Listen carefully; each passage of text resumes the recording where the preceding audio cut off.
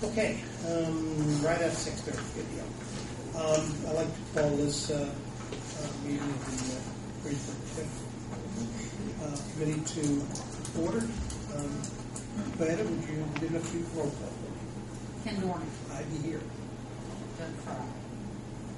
John Schmalberg. Here. Gerald Bowling. Will Rutley. Here. Tim Gordon. Here. Dave White. Here. I like the new Tim better than the old one.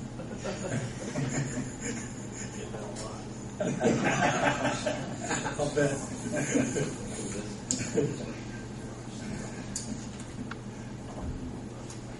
All right, good deal. Has everybody had a chance to read the minutes from last month's meeting? Anybody have any corrections or changes they want to make on those? If not, could I hear a motion to approve the minutes as they stand? I'll make a motion. Second. And by it, a roll call? Ken Dornan. Yes. John Schmalberg. Yes. Will Rutley. Yes.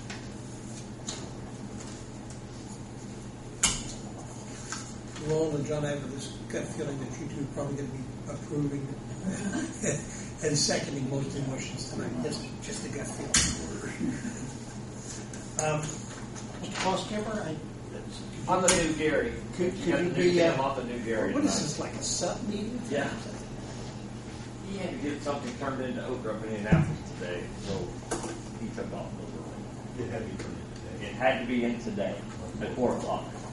So he was messenger, Pony Express, or whatever you want to call it. Things have been progressing pretty well the last 2 to 3 weeks, especially the last week since the weather's worked with us. Tomorrow morning they'll be back in at 3 a.m. paving. They'll start paving again at 3 a.m. They've got 2 lifts of asphalt to go. Tomorrow they'll put down 2.5 inches of intermediate, and then the last one won't come on until the whole road is built from the box culvert Noble Romans out to the end. You'll have about 1.5 inches curve that won't be hard for traffic to get over all the way along the west side. They started on driveways today.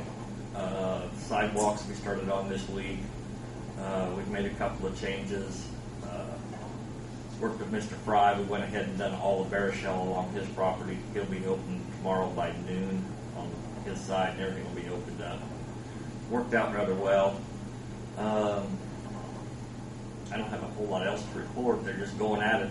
A lot of long days, and they're trying to keep on schedule as best they can. We've minimized the impact of businesses as much as humanly possible. We've stumbled a couple of times. We had a little excitement this afternoon. They had just finished pouring the driveway and got all the finish work done on it. And a shopper at Marsh decided she'd take her SUV over the new driveway, so she drove right in the middle of it. And then panicked and threw it in reverse and backed right through it again. Drove down to the next exit, pulled up to Marsh's and went grocery shopping. So I don't know what's going to become of it, but it didn't seem to bother her as much as the embarrassment bothered her. So we had to do that one twice, but it went along okay. I'll talk to her. Did you know her? I think she was far too embarrassed that nobody had enough courage to walk up and ask her her name. It was a pretty quick and abrupt and to-the-point line from vehicle to door of Marsh's and a little bit of reprieve from the crowd. But them big, that's storms, aren't they? Storm sewers. They're still Yes. laying on top of the ground. Do they go into that box culvert there? yes, Noble they do. Romans? You're talking about the ones that are just about where the Edward D. Jones is at and Joe Pascal's property. Yeah. Yes. Those are what will continue on south. Now, how far do they come? They'll reduce in size as they continue to go, and they'll take water from Montgomery Road all the way south, or all the way north. So they'll go clear to Montgomery Road. And that water will come down to one of the box culvert, and then everything from Montgomery Road on down to the hospital will go through the new outfall back through the hospital. Well, I've had a lot of comments for everybody's benefit. I have. I'm shocked that they like the way that they're keeping Lincoln Street open, and a lot of these people that went through Rushville and said, just go to Rushville. And I you took see it. I these took people off. are doing good. It was 2 weeks ago tonight. I drove up to Rushville because I had heard and I hadn't seen it. And I parked in the Village Pantry parking lot, and I walked down to one end of the project. And I turned around and I walked all the way to the other, and I came back. And I've known the clerk from years traveling through there. And I stopped and talked to her, and I was joking with her the fact she didn't tow my car, even though I parked in front of the sign about customers only. And she said, "Well, we really haven't been overwhelmed." She goes, "I seen you pull up, and I have not had a customer in over an hour." And they're doing about 20 to 25% of the business that they were just prior to the closing. They shut it clear off. They just closed her down from one end to the other and left a couple of cross streets open. I had a customer in the store today who was interested because from Russia. And he mentioned Lincoln Street. And I said, yeah, it's a little bit of a mess with the rework done on it. He laughed and he said, no, drive to Rushville. It is amazing. Yeah. Who's the contractor? I don't know who the contractor is, but that's still a state route, and the state always looks at the most economical way for everything, so the most economical way is just to close it. And as far as inconvenience, that's not a concern of theirs, and take a walk.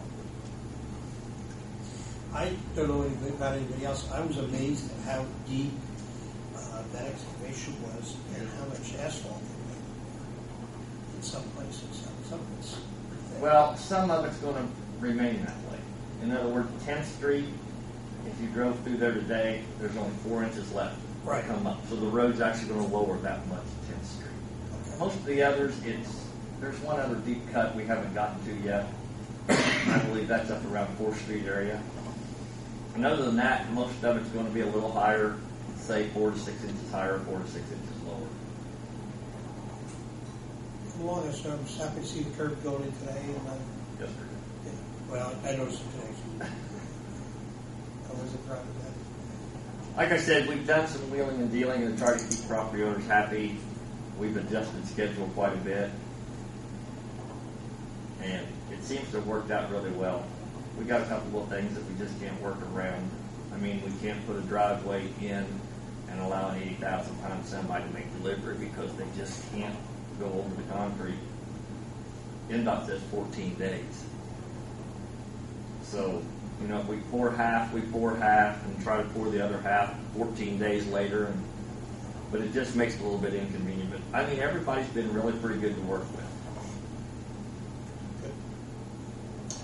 John brought up a point last week, I think it was in the last meeting, we were talking about, that is really not tied directly to Lincoln Street, but on Montgomery, about a half a block in, I think the gas company, somebody did some excavation work on that. We've got 2 instances. I'm aware of the concern. I've talked to the lady. I can't think of her name. She's the first or second house. I think she might be the first house behind Davis's quickly, Right. where they didn't correct around her mailbox. Well, this is on the road coming back to the hospital. That's what I'm talking about. Yeah, okay. Montgomery Road, right behind Ross Davis's Quick Lube. It's the first house on the north side of the road. And he also noticed they didn't put the sidewalk in on the west side of Lincoln, right in front of the hospital. There's a place where they tore the sidewalk out. They've got gravel. They haven't been back. And we have a utility meeting. All the utilities try to meet once a month, and the LPAs attend it, and we discuss it. So it will be addressed with the gas company tomorrow morning at 7 a.m. So we'll hopefully get both of those situations resolved, but we are aware of it.